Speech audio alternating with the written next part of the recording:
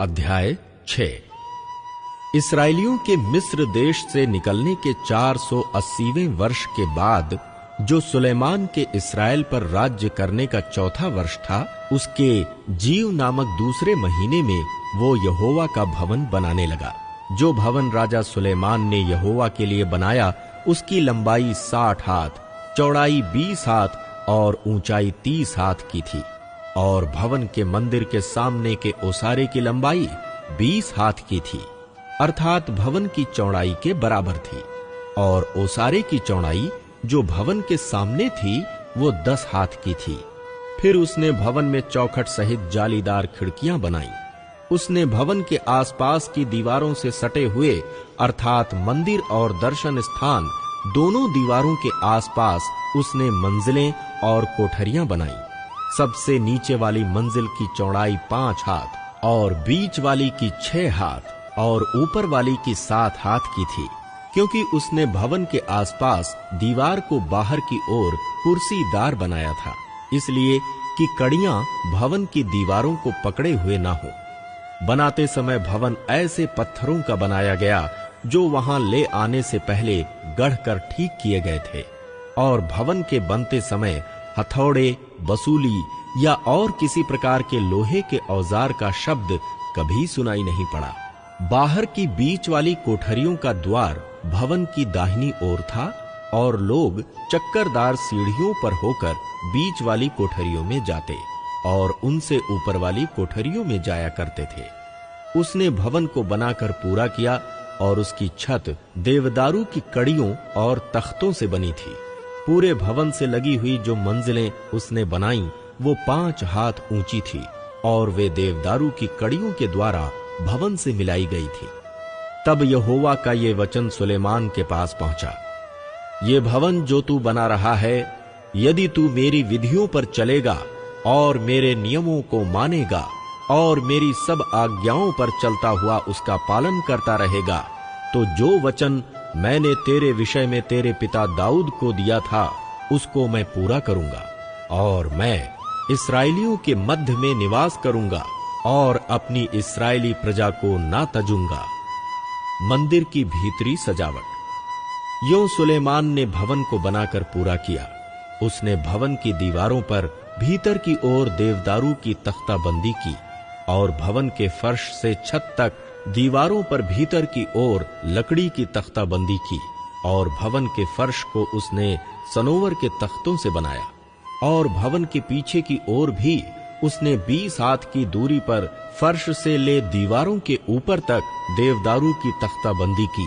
इस प्रकार उसने परम पवित्र स्थान के लिए भवन की एक भीतरी कोठरी बनाई। उसके सामने का भवन अर्थात मंदिर की लंबाई 40 हाथ की थी। भवन की दीवारों पर भीतर की ओर देवदारू की लकड़ी की तख्ताबंदी थी, और उसमें कलियां और खिले हुए फूल खुदे थे। सब देवदारू ही था, पत्थर कुछ नहीं दिखाई पड़ता था। भवन के भीतर उसने एक पवित्र स्थान यहोवा की वाचा का संदूक रखने के लिए तैयार किया। और उस पवित्र स्थान की लंबाई, चौड़ाई और ऊंचाई 20-20 हाथ की थी। और उसने उस पर चोखा सोना मढ़वाया, और वेदी की तख्ताबंदी देवदारू से की। फिर सुलेमान ने भवन को भीतर भीतर चोखे सोने से मढ़वाया, और पवित्र स्थान के सामने सोने की सांकलें लगाईं, और उसको भी सोने से मढ़वाया। और उसने पूरे भवन को सोने से मढ़वाकर उसका काम पूरा किया। पवित्र स्थान की पूरी वेदी को भी उसने सोने से मढ़वाया। पवित्र स्थान में उसने 10-10 हाथ ऊंचे जैतून की लकड़ी के 2 करूब बनाकर रखे। एक करूब का एक पंख 5 हाथ का था, और उसका दूसरा पंख भी 5 हाथ का था। एक पंख के सिरे से दूसरे पंख के सिरे तक लंबाई 10 हाथ थी। दूसरा करूब भी 10 हाथ का था। दोनों करूब एक ही नाप और एक ही आकार के थे। एक करूब की ऊंचाई 10 हाथ की और दूसरे की भी इतनी ही थी।